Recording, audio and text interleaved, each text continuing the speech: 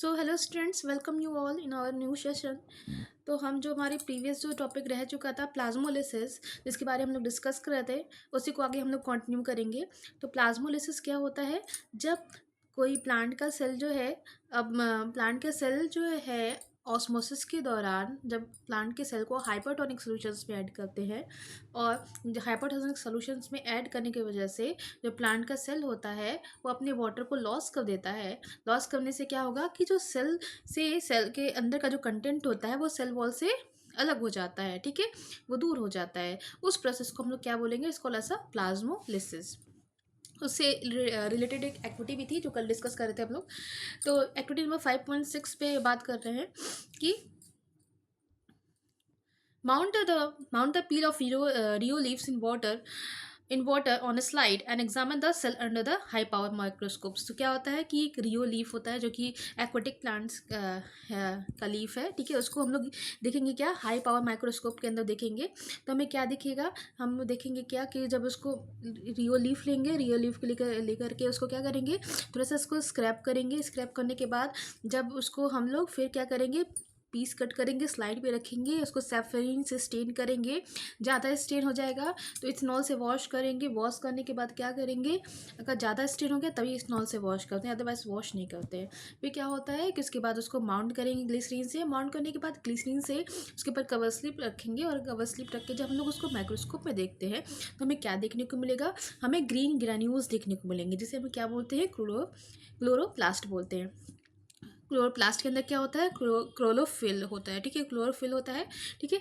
अब इसी जो सेल है, अगर उसको हम लोग हाइपरटोनिक सॉल्यूशंस में ऐड कर दें, हाइपरटोनिक सॉल्यूशन मतलब सॉल्यूट का कंसंट्रेशन ज़्यादा है और सॉल्वेंट का कम है। सॉल्यूट का कंसंट्रेशन क्या हो सकता है? बेसिकली सॉल्ट या शुगर हो सकता है। तो क्या हम ऑब्जर्व करेंगे कि वहाँ पे प्लाज्मोलिसिस होगा। प्लाज्मोलिसिस होने की वजह से सेल जो है वो क्या हो जाएंगे? श्रिंक कर जाएंगे। उसके सेल के अंदर का जो कंटेंट होगा वो सेल वॉल से अलग हो जाएगा, ठीक है। इस प्रोसेस को क्या बोलेंगे? प्लाज्मोलिसिस। तो उसमें प्लाज्मोलिसिस देखने को मिलेगा। फिर क्या करेंगे, हम रियो लीफ लेंगे, उसको बॉयल कर देंगे। बॉयल करने के बाद क्या, बॉयल करने से क्या हो जाएगा, जो प्लांट सेल है वो डेड हो जाएगी उसकी, ठीक है, डेथ हो जाएगी। फिर इसको माउंट करेंगे। माउंट करने के बाद फिर इसको हम आकाश सोल्यूशन में डालेंगे, सॉरी, हाइपरटोनिक सोल्यूशन में डालेंगे। हाइपरटोनिक सोल्यूशन में डाल रहे हैं तो अब ये क्वेश्चन पूछ रहा है कि क्या अब उसमें प्लाज्मोलिसिस होगा? तो अब उसमें प्लाज्मोलिसिस देखने को नहीं मिलेगा। क्यों नहीं मिलेगा? क्योंकि प्लाज्मोलिसिस या ऑस्मोसिस जो कंडीशंस होती हैं, ऑस्मोसिस जो है वो हमेशा कहाँ देखने को मिलता है? हमेशा हमें लिविंग सेल में ही देखने को मिलता है, ठीक है। तो पूछा जाएगा क्या डेड सेल में ऑस्मोसिस देखने को मिलेगा? डेड सेल में ऑस्मोसिस देखने को नहीं मिलेगा।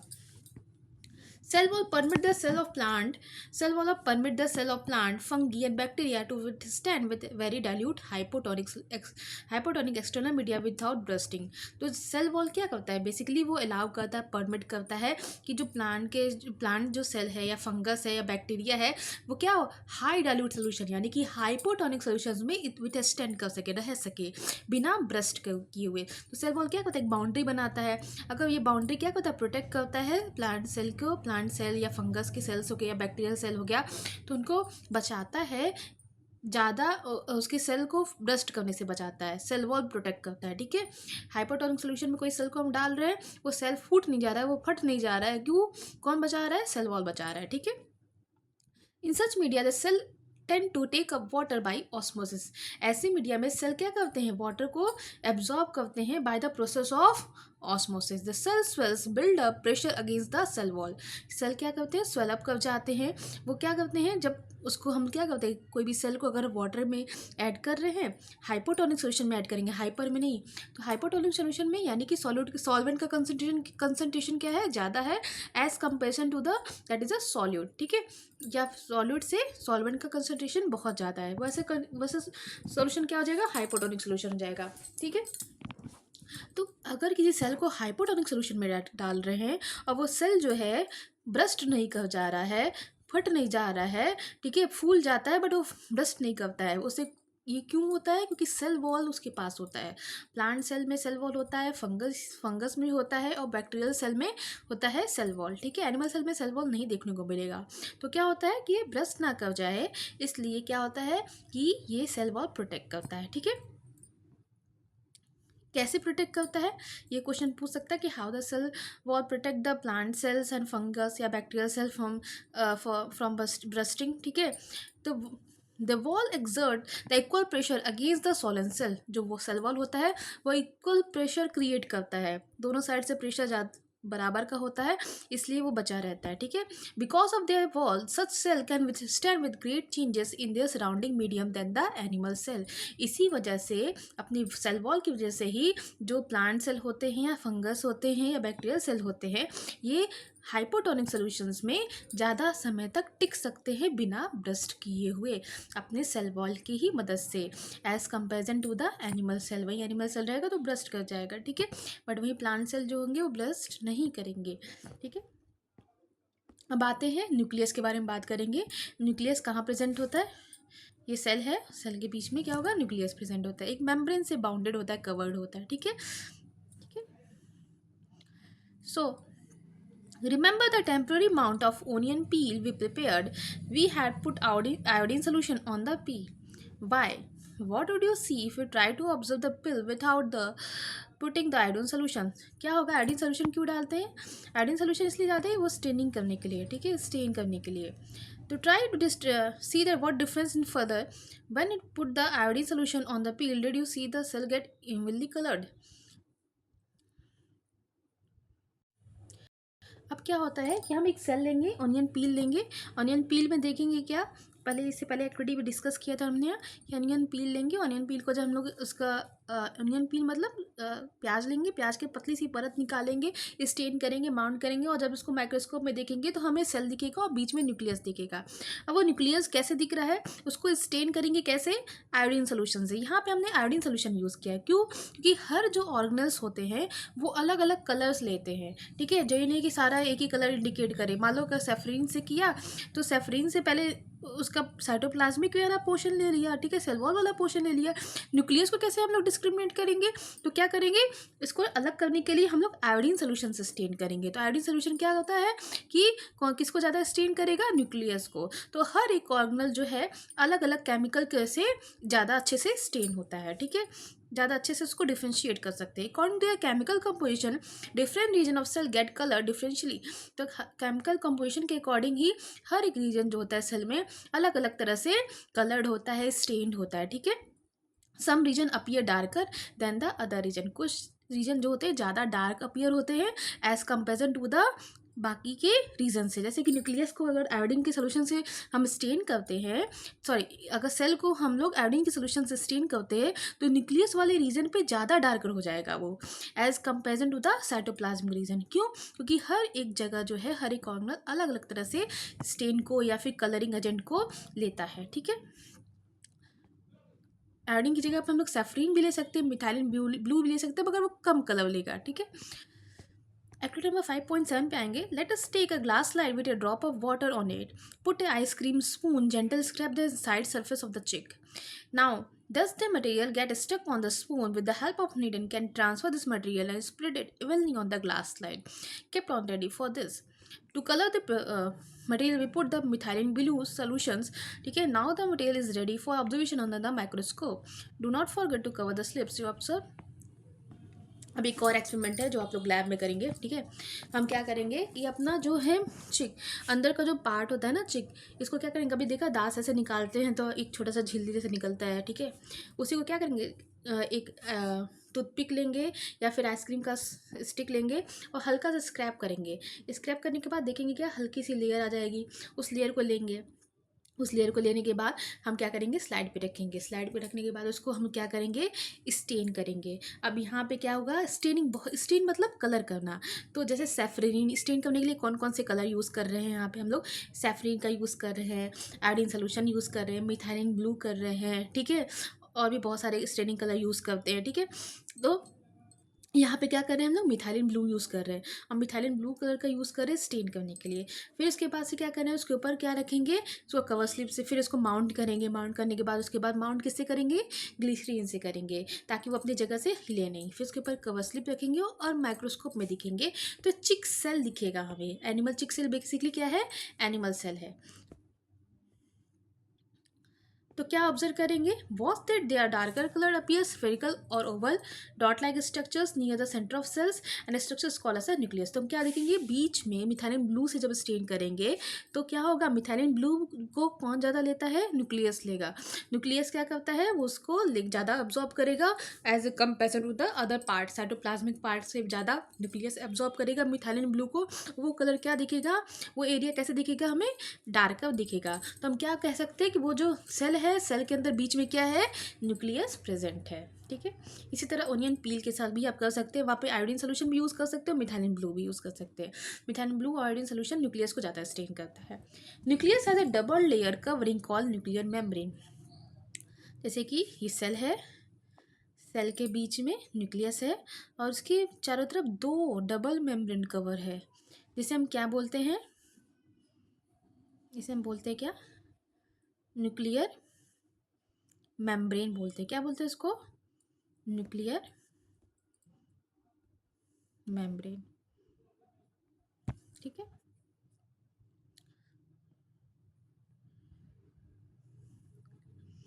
the nuclear membrane has a pore which allow the transfer of material from inside and the nucleus to its outside। अब न्यूक्लियर मेम्ब्रेन काम क्या होता है, ये बेसिकली अलाउ करता है, इसके जो न्यूक्लियर मेम्ब्रेन होता है उस पर मेम्ब्रेन के ऊपर छोटे छोटे पोर्स होते हैं और उस पोर्स के थ्रू ही जो चीज़ें होती है वो ट्रांसफ़र होती है, बाहर से अंदर जाती है और अंदर से बाहर आता है। ठीक है, the transfer of material from inside the nucleus to the outside to the cytoplasm. Nucleus से यहाँ पे ये सेल है, सेल के बीच में न्यूक्लियस है और न्यूक्लियस के डबल मेम्बर से कवर्ड है और ये कैसा है, पोरस स्ट्रक्चर है। अब यहाँ से कोई चीज़ साइटोप्लाज्म में जाना है तो कैसे जाएगा, इस पोरोसिटी से होगा, इस पोरस स्ट्रक्चर से होकर जाएगा। ठीक है, nucleus contain a chromosome which are visible as a rod shaped structures only when the cell is about to divide। अब क्या होता है कि न्यूक्लियस के अंदर क्या होता है, न्यूक्लियस क्या कैरी करता है, एक तो जेनेटिक मटेरियल होता है, दूसरा और क्या कैरी करता है, उसके अंदर क्या होता है, क्रोमोसोम्स होते हैं। ठीक है, जेनेटिक मटेरियल बेसिकली क्या है, क्रोमोसोम्स के ऊपर होता है। ठीक है, तो क्या होगा, डबल मेम्ब्रेन स्ट्रक्चर है, क्रोमोसोम्स में ही क्या होगा, हमारा जेनेटिक मटेरियल होता है। ये कैसा दिखता है, रॉड शेप्ड स्ट्रक्चर्स होते हैं, दिखेगा जब वो डिवाइड होने वाले होते हैं तो वो रॉड शेप्ड स्ट्रक्चर दिखेंगे। आगे हम लोग जब पढ़ेंगे माइटोसिस मियोसिस उस टाइम आप देखेंगे। ठीक है, chromosomes contain information for the inheritance of characteristic from parent to next generation. Chromosomes क्या करता है, वो बेसिकली डीएनए कंटेन करता है, ये हमारे इंफॉर्मेशन को, हमारे कैरेक्टरिस्टिक्स को एक जनरेशन से दूसरे जनरेशन में ट्रांसफ़र करता है। उसके अंदर क्या होता है, डीएनए होता है in form of DNA molecules. Chromosomes are composed of DNA and protein. Chromosomes किसका बना होता है, डीएनए और प्रोटीन का बना होता है। तो क्वेश्चन पूछ सकता है क्रोमोसोम किसका बना होता है, क्रोमोसोम्स बेसिकली किसका बना है, डीएनए और प्रोटीन का। हिस्टोन प्रोटीन होता है। ठीक है, कौन सा प्रोटीन होता है, हिस्टोन प्रोटीन होता है। DNA molecules contain information necessary for the construction and organizing of the cell. DNA molecules क्या करते हैं, एक इंफॉर्मेशन लेते हैं, इंफॉर्मेशन क्या करता है, किसी सेल को ऑर्गेनाइज करता है, बनाता है, कैरेक्टराइज करता है। Functional segment of DNA is called as a gene. DNA का जो फंक्शनल सेगमेंट है वो किसे क्या कहते हैं, जीन कहते हैं। डीएनए में जो चीज़ें ट्रांसफ़र होती है कौन, एक तो डीएनए होता है जिससे हमारे इनहेरिटेंस जो है ट्रांसफ़र होते हैं। डीएनए में क्या होता है, जीन होता है जो कैरी करता है। ठीक है, in a cell which are not dividing the DNA is present as a part of chromatin material. ऐसा सेल जो नहीं डिवाइड करता है, जैसे कि सोमैटिक सेल्स। हमारी बॉडी में दो तरह के सेल होते हैं, एक होता है क्या, तो बेसिकली हमारे सेल में कितने टाइप के होते हैं, दो तरह के टाइप सेल होते हैं। एक होता है सोमैटिक सेल्स होता है, दूसरा कैसा होता है, गैमेट सेल्स या रिप्रोडक्टिव सेल्स होते हैं। कैसे होते हैं सेल, दो तरह के होंगे हमारी बॉडी में। एक होता है, हमारी बॉडी दो तरह के सेल से मिलकर बनी होती है। ठीक है, एक होता है सोमैटिक सेल, सोमैटिक या SOMATIC सोमैटिक सेल, दूसरा क्या है, गैमेट सेल या रिप्रोडक्टिव सेल्स भी बोलते हैं, गैमेट सेल। अब ये क्या होता है, सोमैटिक सेल कब डिवाइड होता है, बेसिकली जब हमारी बॉडी जो है ग्रो कर रही है, हमारी साइज इंक्रीज़ कर रही है, तो ये क्या हो रहा है, ये सोमैटिक सेल्स इसमें रोल प्ले कर रहे हैं। और एक बार हाइट बढ़ गया, हर चीज़ ग्रो कर गई, मेरी बॉडी जो है पूरी तरह से ग्रो कर गया, तो क्या होगा, ये फिर से डिवाइड नहीं हो करेगा, ये फिर से ग्रो नहीं करेगा। बट जर्म सेल्स क्या होता है, इसे रिप्रोडक्टिव सेल्स बोलते हैं। ये बेसिकली मेल और फीमेल में अलग अलग तरह के होते हैं। मेल में कैसा हो जाएगा, डेट इज़ अ, मेल में अलग तरह से हो जाएगा, उसमें अंदर क्रोमोसोम्स होंगे XY क्रोमोसोम्स, और फीमेल में क्या होंगे, डेट इज XS क्रोमोसोम्स होंगे। ठीक है,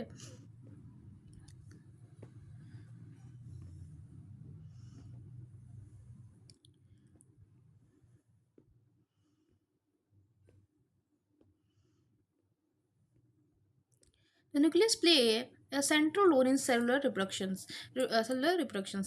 न्यूक्लियस क्या क्या होता है, ये बेसिकली सेल के थ्रू जब रिप्रोडक्शन हो रहा है या सेक्सुअल रिप्रोडक्शन हो रहा है उसमें बहुत ही इंपॉर्टेंट रोल प्ले करता है। ये क्या करता है, हमारे करेक्टरिस्टिक्स को, हमारे इनहेरिटेंस को, हमारे जीन को एक जनरेशन से दूसरी जनरेशन में ट्रांसफर करता है।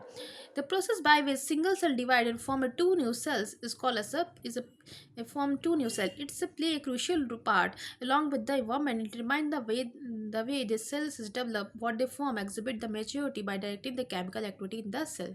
ये क्या होता है, सेल डिवाइड करते हैं, टूटते हैं, एक से दो बनेंगे, दो से चार बनेंगे, चार से आठ, 16, 32 ऐसे डिवाइड करेंगे। ठीक है, डिवाइड करके एक ऑर्गेनिज्म का फॉर्मेशन करते हैं। In some organisms like bacteria, the nuclear region of cell may be poorly defined in absence of nuclear membrane. अब क्या होता है, कुछ जो ऑर्गेनिजम्स होते हैं जैसे कि बैक्टीरिया हो गया, उसमें जो न्यूक्लियस तो प्रेजेंट होता है बट वो मेम्ब्रेन से बाउंडेड नहीं होता है। ये कैसा होता है, इज़ नॉट, इसमें मेम्ब्रेन जो है नॉट डेवलप्ड होता है या फिर बाउंडेड नहीं होता है। तो ऐसे रीजन को क्या बोलेंगे, जहाँ जो न्यूक्लियस मेम्ब्रेन से बाउंडेड नहीं होगा उसे क्या बोलेंगे, न्यूक्लियोइड बोलेंगे। क्या बोलेंगे, न्यूक्लियोइड बोलेंगे, जो बेसिकली बैक्टीरिया में देखने को मिलता है। Cell undefined regions is containing only nucleic acid is called as a nucleoid. ऐसे जो रीजन होता है जो न्यूक्लियर मेम्ब्रेन से बाउंडेड नहीं है, उसमें बस न्यूक्लिक एसिड प्रेजेंट है, उसे न्यूक्लियोइड बोलेंगे। सच organism whose lack cell lack the nuclear membrane is called as a prokaryotic. Prokaryotics में क्या होंगे, न्यूक्लियर मेम्ब्रेन नहीं होता है। प्रो मतलब जो पहले आया, सबसे पहले आया, primary organisms, primary nuclear, pro prokaryotes. Pro मतलब, पहले, प्राइमरी, पहले आए। कैरियन मतलब न्यूक्लियस, जो न्यूक्लियस पहले आया।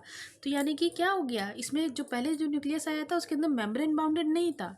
तो प्रोकैरियोट्स जो होते हैं उनके पास, उनके जो न्यूक्लियस होते हैं वो मेम्ब्रेन बाउंडेड नहीं होते, वो न्यूक्लियाइड प्रेजेंट होते हैं। ठीक है, तो क्या हो गया, जैसे बैक्टीरिया हो गया, बैक्टीरिया सबसे पहले आया था। तो हमारी जन्म जो है, हमारी बर्थ, सब बोलते हैं कि हमारे पूर्वज कौन है, तो हमारे पूर्वज कौन है, इकोलाई है। इकोलाई यानी बैक्टीरिया है।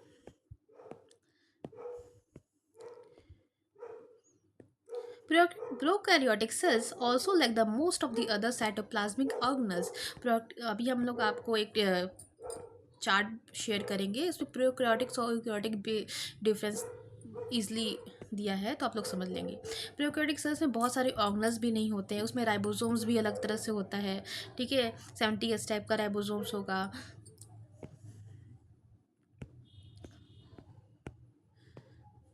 Many of the functions of such organelles are also performed purely as organized part of the cytoplasm. The chlorophyll in photosynthetic prokaryotic bacteria associate with membrane vesicle-like structures, but not the plastid as the eukaryotic cells. अब क्या होता है कि इसमें क्या difference क्या देखने को मिल जाएगा कि इसमें कुछ बैक्टीरिया जो होते हैं वो फोटोसिंथेसिस यानी कि फूड का प्रिपरेशन भी करते हैं, तो उनके क्या हो जाएंगे, जो मेम्ब्रेन वेसिकल्स होते हैं वह मेम्ब्रेन बाउंडेड नहीं होंगे। ठीक है, plastid but not with plastid एसिकोटिक्स, उसमें प्लास्टिड प्रेजेंट नहीं होता है। साइटोप्लाज्म प्रेजेंट होता है उसमें भी। ठीक है, बट साइटोप्लाज्म प्रेजेंट होता है, प्रोकैरियोट्स में भी साइटोप्लाज्म होता है और यूकैरियोट्स में भी होता है। तो प्रोकैरियोटिक सेल्स का फिगर आएगा एग्जामिनेशन में। ठीक, क्या क्या होता है अगर देखेंगे तो देखिए, प्रोकैरियोटिक सेल्स है यानी बैक्टीरिया है, इसमें भी राइबोसोम प्रेजेंट है, बट किस टाइप का है, 70S राइबोसोम्स क्या होते हैं, 70S। और यूकैरियोट्स में क्या होंगे, 80S होंगे। प्लाज्मा मेम्ब्रेन बाउंडेड होता है। ठीक है, सेल वॉल भी प्रेजेंट होते हैं। न्यूक्लियस जो होता है मेम्ब्रेन बाउंडेड नहीं है, इसलिए इसको क्या बोलेंगे, न्यूक्लियोइड बोलेंगे। ये प्रोकैरियोटिक सेल है, बहुत इंपॉर्टेंट एग्जामिनेशन में आता है फिगर बनाने के लिए। साइटोप्लाज्म के बारे में बात करेंगे। So when we look at the temporary mount of onion peels of human chick cells, we can see the large region of each cell enclosed by the cell membrane. This region take up a little stain called as the cytoplasm. Cytoplasm is a fluid contained inside the plasma membrane. It contains many specialized cell organelles. Each of these organelles perform a specific function for the cell. तो क्या होता है, cytoplasm basically कैसे, तो cytoplasm में क्या होता है, बेसिकली एक मेम्ब्रेन से बाउंडेड होता है, एक स्लाइमी लिक्विड होता है, इसके अंदर बहुत सारे क्या होते हैं, ऑर्गेनल्स प्रेजेंट होते हैं। सेल है, ठीक है, सेल के बीच में न्यूक्लियस है, और ये जो रीजन है ये क्या है, साइटोप्लाज्म है। इसके अंदर बहुत सारे ऑर्गेनल्स होंगे, जैसे ER भी होगा, गोल्गी बॉडी होगी, लाइसोम्स भी होगा, इसके अंदर बाकी सारे ऑर्गेनल्स होते हैं, प्रेजेंट होते हैं। ठीक है, the region take a very little stain, ये जो साइटोप्लाज्मिक रीजन होता है इसमें स्टेन बहुत कम लेता है ये, ठीक है, कलर बहुत ज़्यादा नहीं लेता है। इट इज कॉल्ड साइटोप्लाज्म, उसको क्या बोलेंगे, साइटोप्लाज्म बोलेंगे। Cytoplasm is fluid content inside the plasma membrane. Cytoplasm में क्या होता है, फ्लूइड होता है, ठीक है, प्लाज्मा मेम्ब्रेन से बाउंडेड होता है। It also contain many specialised cell organelles, each of this organelles perform a specific function for the cell. इसके अंदर सेल ऑर्गेनल्स होते हैं और हर ऑर्गेनल का अपना एक अलग फंक्शन है। आगे हम लोग नेक्स्ट टॉपिक में डिस्कस करेंगे। Cell organelles are enclose by the membranes, cell जितने भी ऑर्गेनल्स होते हैं क्या होंगे, वो मेम्ब्रेन से बाउंडेड होंगे। जैसे कि यहाँ पे सेल है, ठीक है, न्यूक्लियस है, और यहाँ पे क्या है, ये पूरा एरिया कैसा हो गया, साइटोप्लाज्म से फिल हो गया। अब ईआर है, माइटोकॉन्ड्रिया है, वो भी क्या है, सब मेम्ब्रेन से बाउंडेड है। माइटोकॉन्ड्रिया डबल मेम्ब्रेन से बाउंडेड हो गया, ईआर भी मेम्ब्रेन से बाउंडेड है, ठीक है। राइबोसोम्स ईआर में प्रेजेंट है, तो वो भी क्या होगा, वो भी मेम्ब्रेन से बाउंडेड है। जितने भी ऑर्गेनल्स प्रेजेंट होंगे सारे कैसे होंगे, मेम्ब्रेन से बाउंडेड होंगे। वो कहाँ प्रेजेंट होंगे, साइटोप्लाज्म में प्रेजेंट होंगे, ठीक है। न्यूक्लियस के अंदर राइबोसोम्स भी प्रेजेंट होता है, राइबोसोम साइटोप्लाज्म में भी प्रेजेंट होता है, ठीक है, बट ज़्यादा अमाउंट में कहाँ प्रेजेंट होगा, न्यूक्लियस के अंदर प्रेजेंट होगा। The cell organelles are enclosed by the membrane in prokaryotic beside the absence of defined nuclear region the membrane bound cell organelles also absent. तो क्या होता है, प्रोकैरियोट्स में यूकैरियोट्स में डिफरेंस क्या एक और देखने को मिल जाएगा। एक तो उसमें मेम्ब्रेन बाउंडेड ऑर्गेनल्स नहीं होते, किसमें नहीं होते, प्रोकैरियोट्स में। बट यूकैरियोट्स में जितने भी ऑर्गेनल्स प्रेजेंट होंगे सारे कैसे होंगे, मेम्ब्रेन से बाउंडेड होंगे, ठीक है। Eukaryote cells have a nuclear membrane as well as a membrane enclosed organelles. Prokaryotes में न्यूक्लियस भी मेम्ब्रेन से बाउंडेड नहीं है, जितने ऑर्गेनल्स प्रेजेंट होंगे वो भी मेम्ब्रेन से बाउंडेड नहीं होंगे। बट प्रो में ऐसा होता है, यू में क्या होगा, जितने भी वो भी कैसा होगा, न्यूक्लियस भी मेम्ब्रेन से बाउंडेड है, और जितने भी ऑर्गेनल्स प्रेजेंट होंगे वो भी कैसे हैं, मेम्ब्रेन से बाउंडेड होंगे। The significance of membrane can be illustrated with the example of virus, ठीक है। Virus, like any membranes, hence do not show characteristics of life until they enter the living body and use its cellular machinery to multiply. अब देखोगे क्या, तो virus कैसा है, एक prokaryotes है, ठीक है, उसके पर कोई मेम्ब्रेन नहीं है, इसलिए उसके ऊपर कोई दवा का भी असर नहीं होता है। मेम्ब्रेन रहेगा तभी तो डैमेज होगा, तभी तो उसकी डेथ होगी, तो कैसा हो जाएगा, वो इमोर्टल हो जाता है, ठीक है, उसके खुद के वो खुद डिवाइड करता है, मल्टीप्लाई करता है।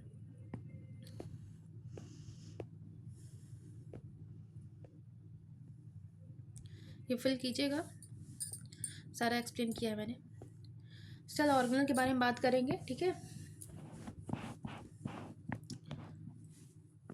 अब कौन कौन से सेल ऑर्गेनल प्रेजेंट है, जैसे आप देख सकते हैं कौन कौन से, गोल्गी बॉडी हो गया, एनिमल सेल में देखेंगे आप, ठीक है, यूकैरियोटिक सेल है ये, गोल्गी बॉडी हो गया, स्मूथ एंडोप्लाज्मिक रेटिकुलम देख सकते हैं, न्यूक्लियर एनवेलप देख सकते हैं, ठीक है, न्यूक्लियर इन्वेलप है, इन्वेलप मतलब मेम्ब्रेन है, उसके बीच में न्यूक्लियस प्रेजेंट है। फिर क्या होगा, साइटोप्लाज्म से बाउंडेड है, रफ एंडोप्लाज्म के प्रेजेंट है, ठीक है, जहाँ पे प्रोटीन की सिंथेसिस होती है। माइटोकॉन्ड्रिया प्रेजेंट है, पावर हाउस ऑफ सेल भी बोलते हैं। राइबोसोम प्रेजेंट है, ठीक है, प्रोटीन का सिंथेसिस होता है। लाइसोम्स कैसे बोलते हैं इसको, सुसाइड बैग बोलते हैं। जो भी सेल डैमेज हो जाते हैं वो जाके कहाँ उनका डिजन डिसेंट टूट जाते, खत्म हो जाते, डिस्ट्रॉय हो जाते हैं, लाइसोम्स में होते हैं। सेंट्रोइल प्रेजेंट होता है, प्लाज्मा मेम्ब्रेन है, ठीक है, तो ये कैसा है, ये बेसिकली हमारा यूकैरियोटिक सेल है जो कि मेम्ब्रेन से बाउंडेड है। इसी तरह प्रोकैरियोटिक सेल्स भी होंगे बट वो मेम्ब्रेन से बाउंडेड नहीं होंगे, और कुछ ऑर्गेनल्स भी नहीं होंगे। राइबोसोम्स में 70s टाइप का भी होगा, यहाँ पे 80s टाइप का राइबोसोम्स है, ठीक है। Every cell has a membrane around it keep its own content separate from the external environment. अब ये क्वेश्चन आता है कि सारे सेल जितने भी ऑर्गेनल्स प्रेजेंट है साइटोप्लाज्म से, वो उसमें मेम्ब्रेन क्यों है, वो मेम्ब्रेन इसलिए है कि अपनी चीज़ों को वो दूसरे ऑर्गेनल में ना पहुंचे, यानी कि हम खाना बना रहे हैं तो पड़ोस के घर में ना चला जाए, इसके लिए बचाने के लिए क्या करते हैं, वो एक बाउंड्री कर देते हैं, ठीक है, एक कवरिंग कर देते हैं। Large and complex cell, including cell from the multicellular organisms, need a lot of chemical activity to support their complicated structure and function. तो लार्ज बड़े सेल्स होते हैं, कॉम्प्लेक्स सेल्स होते हैं, क्या होते हैं, मल्टी सेलुलर ऑर्गेनिज्म जैसे हम लोग हैं, तो हमारी बहुत सारी बॉडी में केमिकल, हमारी बहुत सारे सेल के अंदर बहुत सारी एक्टिविटीज़, केमिकल एक्टिविटीज़ होती रहती हैं। हर ऑर्गेनल्स अपनी तरह से फंक्शन अलग तरह से परफॉर्म करता है। अब वो जो फंक्शन परफॉर्म कर रहा है वो दूसरे ऑर्गेनल्स को इम्पैक्ट ना करे, तो क्या होता है, वो मेम्ब्रेन से बाउंडेड होता है, इसलिए, ठीक है। एक मेम्ब्रेन दूसरा फंक्शन क्या है कि वो उसको सपोर्ट करता है, वो स्ट्रक्चर उसके फंक्शन को मेंटेन करता है. Complicated structures. To keep this activity of different kind of separate from each other, these cells use membrane-bounded little structures within themselves. This is one of the feature of eukaryotic cells that distinguish from the prokaryotic cells. ये एक important feature है जो उसको prokaryotic से अलग बनाता है. क्या चीज? membrane-bounded organelles. ठीक है. कुछ ऑर्गेनल्स ऐसे होते हैं जो बस इलेक्ट्रॉन माइक्रोस्कोप से ही दिखेंगे, कंपाउंड माइक्रोस्कोप से नहीं दिखेंगे. We talk about the nucleus is a previous section. Some important example of cell organelles we will discuss now. The endoplasmic reticulum, nucleus के बारे में डिस्कस किया. अब बात करेंगे इसके बारे में, ईआर के बारे में बात करेंगे. एंडोप्लाज्मिक रेटिकुलम बोलते हैं इसको. कॉल्गी एपेटाइटिस के बारे में बोलेंगे, जिसे कॉल्गी बॉडी भी बोलते हैं. लाइसोम्स के बारे में बोलेंगे, जिसे सुसाइड बैग बोलते हैं. माइटोकॉन्ड्रिया के बारे में बात करेंगे, जिसे power house of the cell भी बोलते हैं. प्लास्टिड जो होता है वो बेसिकली प्लांट सेल में मिलता है, एनिमल सेल में नहीं मिलेगा. They are important because they carry out some of the very crucial function in the cell. ये क्यों इंपॉर्टेंट है? क्योंकि ये बहुत सारे इंपॉर्टेंट फंक्शंस को परफॉर्म करते हैं. अब बात करते हैं ईआर के बारे में, एंडोप्लाज्मिक रेटिकुलम के बारे में. Endoplasmic reticulum is a large network of membrane bounded tubes and the sheet. It look like a long tubes और around the oblong back vesicles. देखोगे ईआर कैसा दिख रहा है. दो तरह के ईआर होते हैं. रफ एंडोप्लाज्मिक रेटिकुलम जिस पे लिपिड और फैट का सिंथेसिस होता है. अगर आप मेरे पेज पे जाएंगे तो आपको दिखेगा ऑर्गेनल्स के बारे में उसका फंक्शन दिया हुआ है. ठीक है. तो स्मूथ एंडोप्लाज्मिक रेटिकुलम क्या होता है? फैट और लिपिड का सिंथेसिस करता है. और रफ एंडोप्लाज्मिक रेटिकुलम क्या करता है? प्रोटीन का सिंथेसिस करता है. स्मूथ फैट और लिपिड का करेगा, रफ क्या करेगा? प्रोटीन का करेगा. रफ एंडोप्लाज्मिक रेटिकुलम पे क्या प्रेजेंट होता है? राइबोसोम्स प्रेजेंट होते हैं. ठीक है. इस पे क्या होगा? राइबोसोम्स प्रेजेंट होते हैं रफ पे. ठीक है. राइबोसोम्स ध्यान रखिएगा. ये फैट और लिपिड का होता है. फैट लिपिड का सिंथेसिस होता है.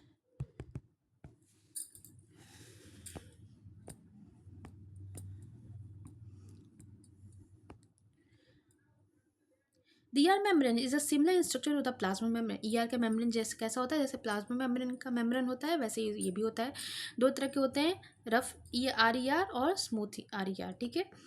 RER is a look rough under the microscope because its particles called as a ribosomes. Rough ER को रफ ER क्यों बोलते हैं? क्योंकि उसके पास छोटे छोटे पार्टिकल्स होते हैं. कौन से पार्टिकल होते हैं? राइबोसोम्स प्रेजेंट होता है. Attached to the surface, the ribosomes which are present in all active cells are site of the protein manufactures. तो रफ एंडोप्लाज्मिक रेटिकुलम पे राइबोसोम्स प्रेजेंट होते हैं, इसलिए वो रफ दिखता है. और वहाँ पे क्या होता है? प्रोटीन का सिंथेसिस होता है.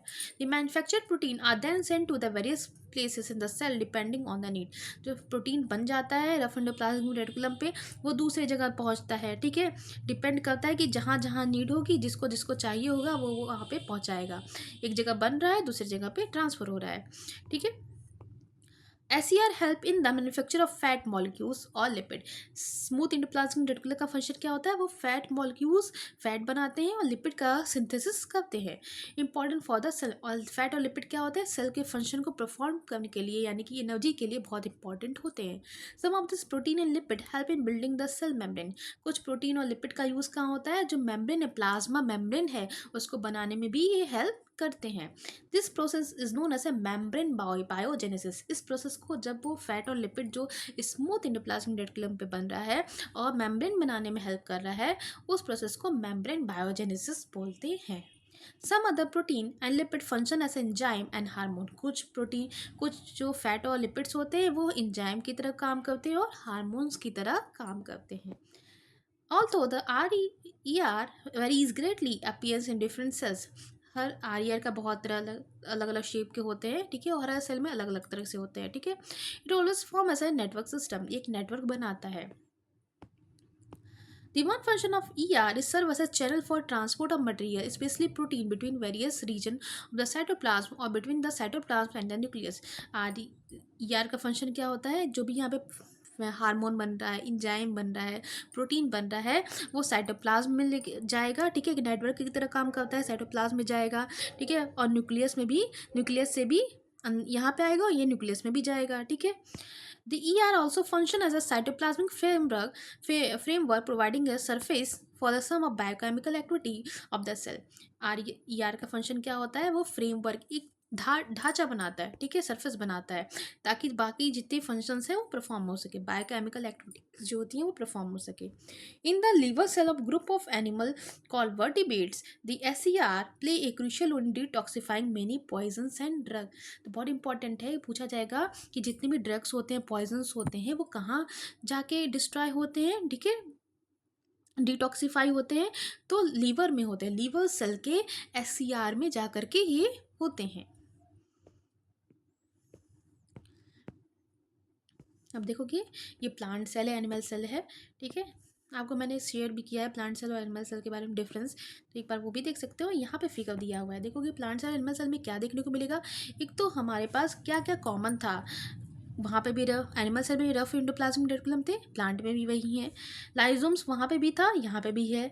लाइजोम्स एनिमल सेल में भी था, smooth endoplasmic reticulum animal cell में भी था, प्लांट सेल में भी है। एनिमल सेल में क्लोरोप्लास्ट नहीं था, बट प्लांट सेल में क्या है, क्लोरोप्लास्ट प्रेजेंट है। न्यूक्लियस इसमें भी था, मेम्ब्रेन बाउंडेड, उसमें भी था। गोल्गी एपेटस इसमें भी है, उसमें भी है। Nuclear envelope with plasma membrane present है, एडजेसेंट सेल वॉल। एक और चीज़, एनिमल सेल में सेल वॉल नहीं होता है, प्लांट सेल में सेल वॉल प्रेजेंट होता है, ठीक है। माइटोकॉन्ड्रिया यहाँ पे भी है, वहाँ पे भी था। राइबोसोम्स इसमें प्रेजेंट है, उसमें प्रेजेंट है। क्लोरोप्लास्ट नहीं होता है एनिमल सेल में।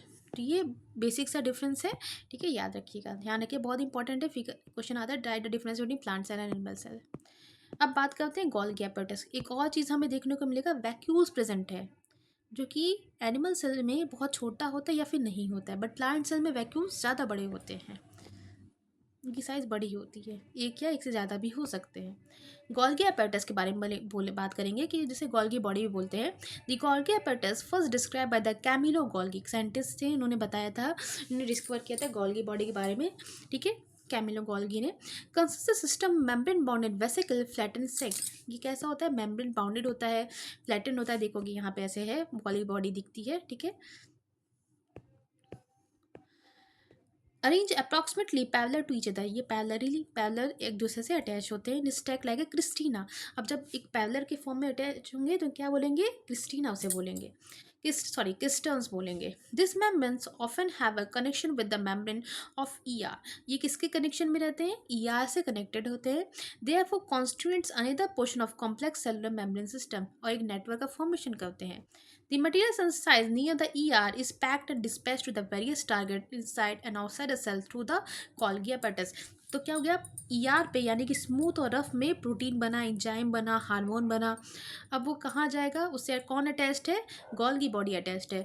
गोल्गी ने क्या किया, ईआर से उस प्रोटीन को, हार्मोन को पैक करके लिया, ठीक है, पैकिंग कर दी, क्योंकि ना पार्सल होता है, एक जगह बनता है, दूसरी जगह ट्रांसफर होता है, तो ले जाने वाले कौन है, गोल्गी बॉडी है। बन कहाँ रहा है, आर ई आर पे, एस ई आर पे, ठीक है, न्यूक्लियस पे भी बन सकता है।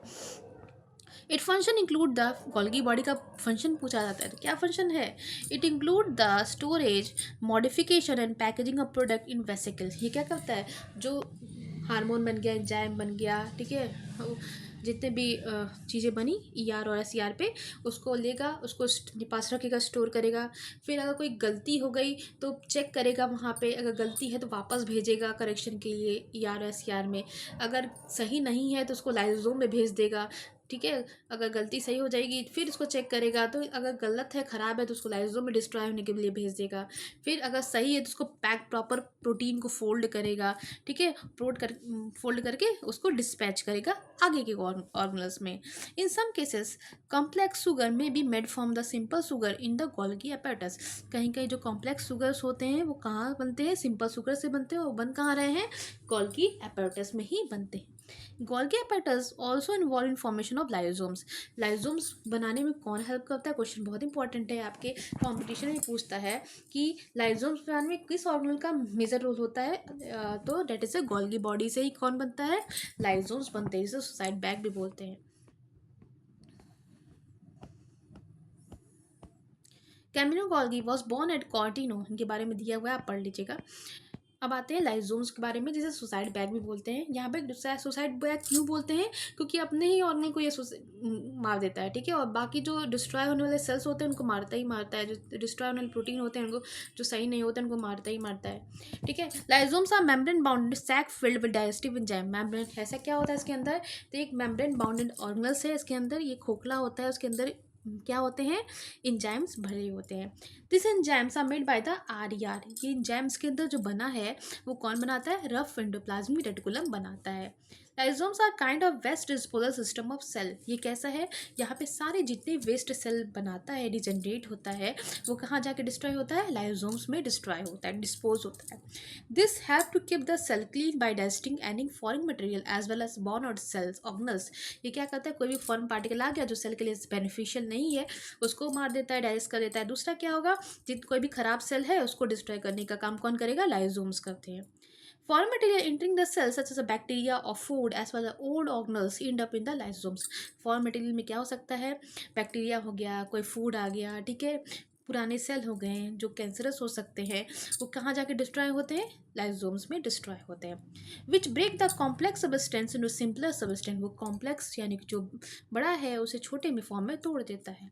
Lysomes are able to do this because they contain a powerful digestive enzyme capable of breaking down all organic material. Lysomes ऐसे क्यों करता है, क्योंकि उसके पास digestive enzymes प्रेजेंट होते हैं जो organic materials को break down कर देता है। Doing the distribution in disturbance in the cellular metabolism, for example, when the cell get damage the lysosomes may burst and enzyme digest their own cell. अब मान लो लाइजोम्स के अंदर ही खराबी हो गई तो क्या करेगा, वो फट जाएगा और फट करके जो इंजाइम निकलेगा उसके सेल, खुद के सेल को डिस्ट्रॉय कर देगा, डैमेज कर देगा, ब्रस्ट कर देगा। Therefore lysosomes is called as a suicide bag. पूछा जाए क्वेश्चन, लाइजोम को सुसाइड बैग क्यों बोलते हैं, क्योंकि अगर उसके अंदर ही खराबी आ गई, ठीक है, तो क्या करेगा, अपने ही ब्रस्ट कर जाएगा और अपने डाइजेस्टिव एंजाइम से खुद को ही डिस्ट्रॉय कर देगा, इसलिए इसको सुसाइड बैग बोलते हैं। अब हम बात करते हैं माइटोकॉन्ड्रिया के बारे में, जिसे power house of the cell भी बोलते हैं।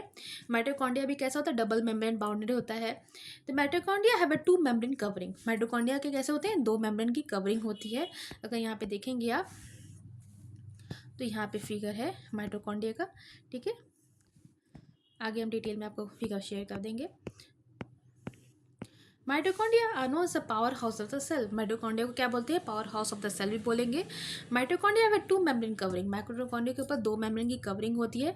Outer membrane is porous whereas inner membrane is deeply folded.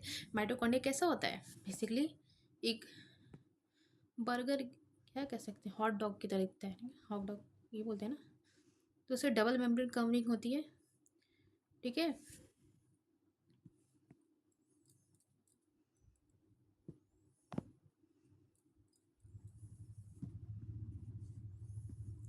बाहर वाला कैसा होता है, पोरस होता है, बाहर वाला पोरस होता है, अंदर वाला कैसा होता है, ऐसे होता है, ठीक है, 2 कवरिंग हो रही है और अंदर वाला फोल्डेड होता है। आउटर मेम्ब्रेन कैसा है, पोरस है, छेद है उसमें। This fold increase the surface area for the ATP generating chemical reaction.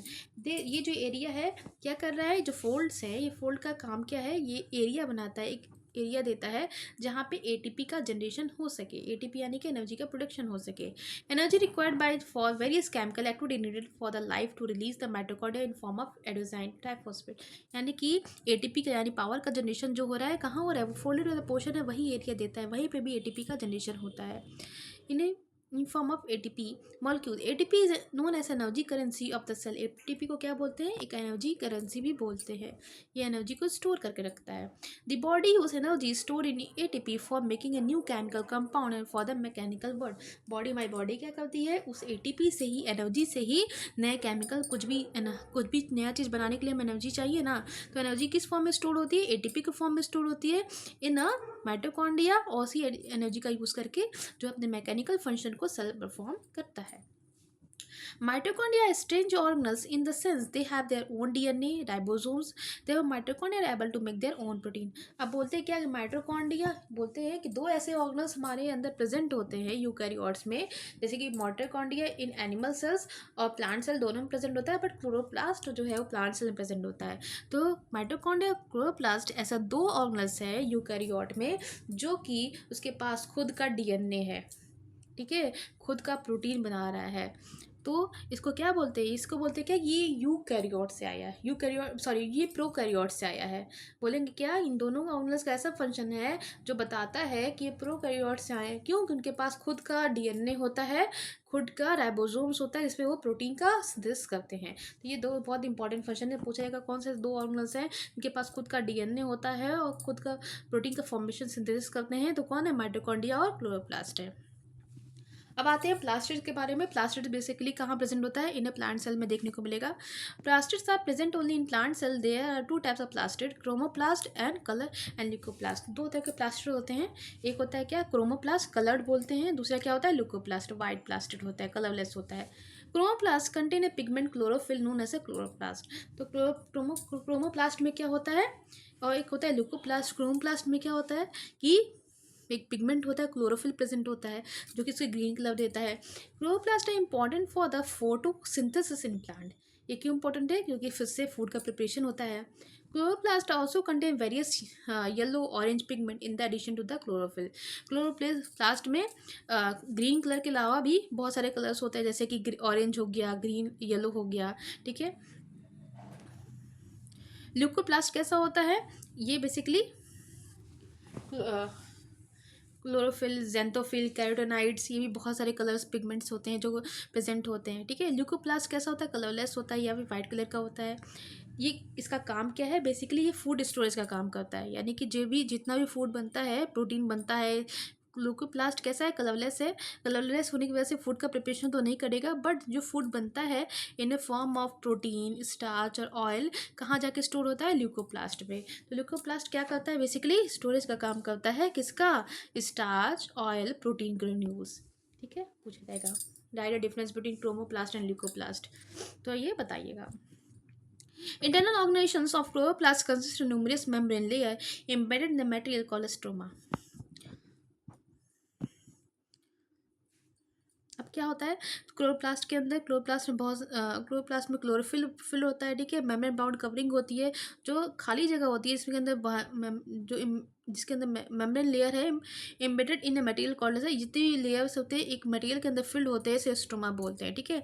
This are similar to the mitochondria. कैसा दिखता है, माइटोकॉन्ड्रिया जैसा ही होता है एक्सटर्नल स्ट्रक्चर्स में। Like mitochondria, plastid also contain their own DNA and ribosomes. इसी तरह माइटोकॉन्ड्रिया की तरह ही प्लास्टिड यानी क्लोरोप्लास्ट जो है उसके अंदर भी क्या होता है, उसका खुद का डीएनए होता है और राइबोसोम्स होते हैं। अब आते हैं वैक्यूल्स में। तो वैक्यूल्स बेसिकली क्या होगा, vacuoles are storage sac for the solid and liquid content. Vacuoles का काम कहाँ होता है, ये बेसिकली स्टोरेज का काम करता है, जो हमें प्लांट सेल में बड़े साइज में दिखता है, एनिमल सेल में छोटे होते हैं या फिर नहीं होते हैं, ठीक है। इसका काम क्या है, बेसिकली ये स्टोरेज का काम कर रहा है। सैक लेग स्ट्रक्चर्स है, इसमें सॉलिड और लिक्विड चीज़ों को स्टोर करता है। Vacuoles small size in animal cell well plant cell have a very large vacuoles. Animal cell में ये बहुत छोटे होते हैं या फिर नहीं होते हैं, बट प्लांट सेल में ये इसकी साइज़ कैसी होती है, बड़ी होती है, अगर आप देख सकते हैं तो। देखो ये वैक्यूल्स है, इसकी साइज बड़ी होती है, स्टोरेज का काम कर रहा है, ठीक है। सॉलिड लिक्विड चीज़ों का स्टोर करता है, जो ये वेस्ट चीज़ें होती है उसको स्टोर करता है। The central vacuoles of some plant cell में भी occupy the 50 to 90% of cell volume. तो क्या होता है, कभी कभी प्लांट सेल में 50 to 90% जो एरिया होता है वो कौन ऑक्यूपाई करता है, प्लांट वैक्यूल्स ही ऑक्यूपाई करता है। In plant cell vacuoles are full of cell shapes provide turgidity and rigidity of the cell. Plant cells में क्या होता है कि प्लांट को एक शेप साइज प्रोवाइड करता है, बनाता है उसके सेल को, ठीक है। उसकी कैसा उसको रिजिडिटी प्रोवाइड करता है। रिजिडिटी मतलब अपनी स्पेस जगह पर रखने के लिए, टर्जिडिटी यानी कि उसके प्रेशर को मेंटेन करके रखता है।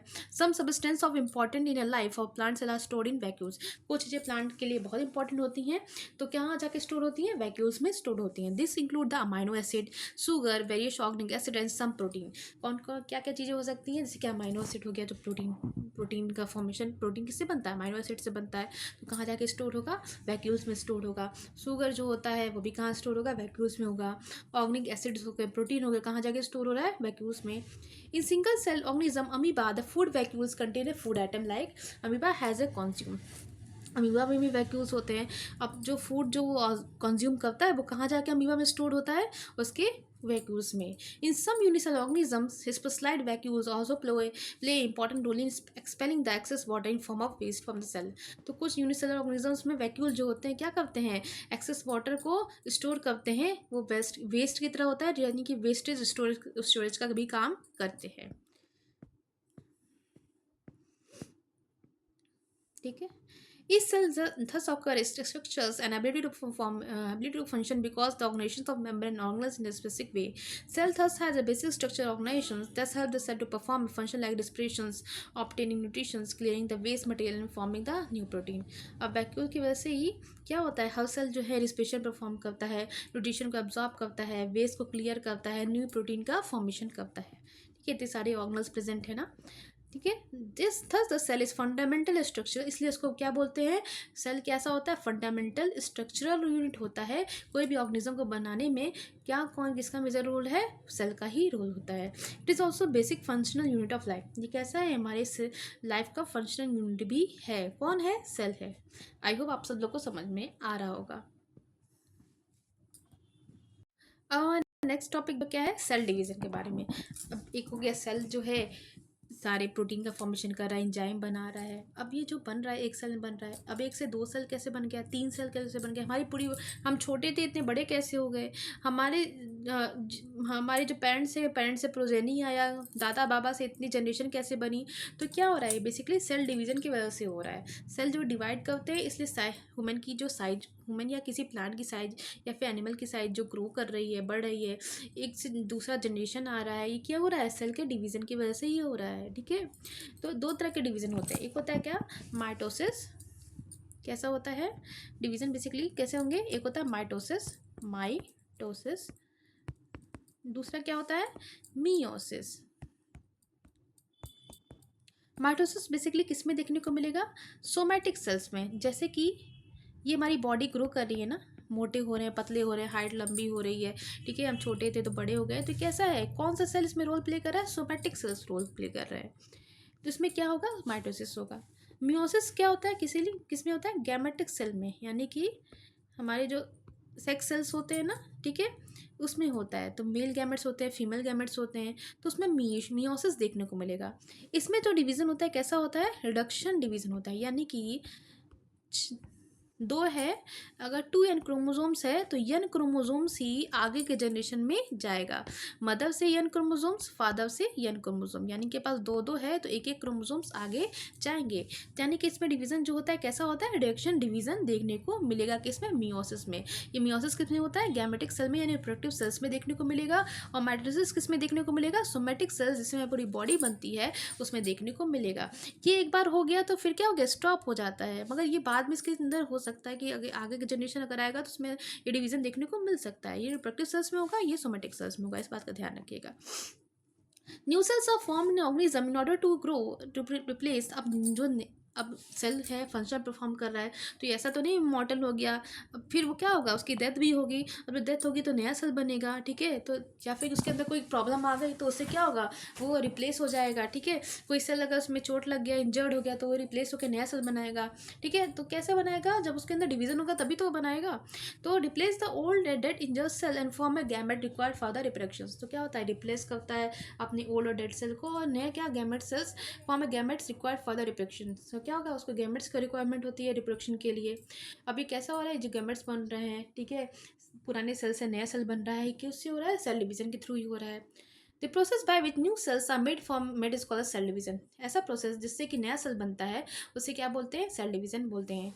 There are two types of cell division, mitosis and meiosis. दो तरह के सेल डिवीजन होते हैं, मैंने पहले बताया, माइटोसिस होता है और मियोसिस होता है। The cell division by which most of the cell divide by the growth for growth is called as a mitosis। ऐसा सेल डिवीजन जिसमें बस ग्रोथ पे वो डिपेंड होता है, यानी कि सोमैटिक सेल्स इन्वॉल्व हो रहे हैं, ऐसे डिवीजन को क्या बोलेंगे, माइटोसिस बोलेंगे। इन दिस प्रोसेस इस cell is called as a mother cell. अब देखो माइटोसिस कैसे हो रहा है, एक मदर सेल है, या हमारी सोमैटिक सेल्स है, वो टूटेगा तो दो में डिवाइड हो जाएगा, दो डॉटर सेल में। बट मियोसिस में क्या हो जाएगा, एक मदर सेल है, ठीक है, दो में डिवाइड हुआ, फिर दो से क्या बनेगा, चार बनेगा, ठीक है। तो इसमें क्या होगा, इसमें चार में डिवाइड होगा, इसमें क्या होगा, इसमें बस एक फेज होगा, इसमें मियोसिस 1 और मियोसिस 2 देखने को मिलेगा। मियोसिस में divide to form two identical daughter cells, daughter cells have a same number of chromosome. Daughter cells में क्या होते हैं, उसके जितना मदर के पास है माइटोसिस में, उतना डॉटर के पास भी होगा। It helps in growth and repair of the tissues of organism. Mitosis किस में हेल्प करता है, ग्रोथ में हेल्प करता है, रिपेयर करने में हेल्प करता है। इसी तरह मियोसिस होता है। Specific cells of reproductive organ और tissues in animal and plant divide to form gametes. कोई हमारे गैमेट सेल्स होते हैं जो कि उसका क्या होता है, रिप्रोडक्शन में ही इंपॉर्टेंट रोल होता है, ठीक है। अब फर्टिलाइजेशन जब होता है, फर्टिलाइजेशन के बाद जब ऑफस्प्रिंग होते हैं तो उसमें क्या होता है, हाफ ऑफ सेल्स जो होते हैं, हाफ ऑफ क्रोमोसोम्स जो होते हैं वो पेरेंट्स में ऑफस्प्रिंग में जाते हैं, ठीक है। The they divide by different process called meiosis. जो क्या होता है, मियोसिस किस में देखने को मिलता है, हमारे रिप्रोडक्टिव सेल्स यानी गैमेटिक सेल्स में ही देखने को मिलेगा, ठीक है। इन विच टू कॉन्स्टिट्यूटिव डिवीजन्स, इसमें दो डिवीजन होते हैं, मियोसिस 1 और मियोसिस 2, ठीक है। पहले एक सेल है, मदर सेल है, मदर सेल से दो में डिवाइड होगा, फिर दो से क्या बन जाएगा, चार बन जाएगा। When a cell divide by meiosis produce a 4 new cells instead of just 2। यह क्या होंगे, उसमें 4 सेल का फॉर्मेशन होगा मियोसिस में, इसमें 2 सेल बनेंगे माइटोसिस में। The number of sales only have a half number of chromosomes. में क्रोमोसोम्स कैसे होंगे, इसमें n नंबर यानी हाफ नंबर, यानी कि अगर मदर के पास 2n है तो 2n क्रोमोसोम्स है तो हाफ जो है नेक्स्ट जनरेशन में जाएगा, ठीक है। The new cells have only the half number of chromosomes than the mother cell. Can you think as why the chromosomes number are reduced the half in daughter cells? ये question है कि question पूछ रहा है कि क्यों जो है जब रिप्रोडक्शन होता है फर्टिलाइजेशन के बाद हाफ नंबर ऑफ क्रोमोसोम्स ही जाते हैं, ऐसा क्यों होता है। देखो, मान लो फादर का क्रोमोसोम्स है XY और मदर का कैसा है, मदर कैसा है XX, ठीक है। अगर डॉटर बनना है तो क्या होगा, फादर से एक आया X क्रोमोसोम्स और मदर से X क्रोमोसोम आया, तो दो है ना, 2n है, ये भी 2n है, तो हाफ ऑफ ही ना आएगा, हाफ ऑफ करेक्टरिस्टिक्स ही आएंगे। तो कैसा हो गया, ये आधा इससे लिया आधा इससे लिया, यानी कि अगर दो दो आने लगे तो कैसा होगा, 4n हो जाएगा, और 4n और आगे बढ़ेगा तो कॉम्प्लेक्सिटी और बढ़ जाएगी, ठीक है। तो इसलिए क्या होता है कि आधा आधा ही करेक्टरिस्टिक्स आते हैं, तब ये फिर से कैसा हो गया, अगेन ये 2n हो गया। आई होप आप लोग को समझ में आ रहा होगा, अगर दो दो एन आने लगे तो कैसा हो जाएगा, 4n हो जाएगा, फिर वो डिवाइड करेंगे, फिर वो बढ़ेंगे तो एक कॉम्प्लेक्सिटी और बढ़ जाएगी। उससे बचने के लिए क्या होता है कि half of chromosomes he transfer होते हैं, आधा पेरेंट मदर से आता है, आधा फादर से आता है। तो फिर से ये जब नया जायगोट बनता है तो उसमें क्या हो जाते हैं, 2n का फिर से वो अपना, जैसे मदर का क्रोमोसोम नंबर जितना था, वो जितना पेरेंट्स का क्रोमोसोम नंबर था उसी तरह उतना भी जायगोट में आ जाता है, ठीक है। आई होप आप सब लोग को क्वेश्चन का आंसर मिला होगा। Now this chapter is finish, मैंने एनसीईआरटी एक्सप्लेनेशन कर दिया है। आई होप आप लोग सब लोग को समझ में आ रहा होगा ये चैप्टर, ठीक है। अगर कोई डाउट होता है, कोई क्वेरी होती है, कुछ नहीं समझ में आ रहा तो आप कमेंट सेक्शन में लिख सकते हैं या फिर मुझे पर्सनल मैसेज इंस्टाग्राम पे कर सकते हैं। तो thank you everyone, see you in next chapter.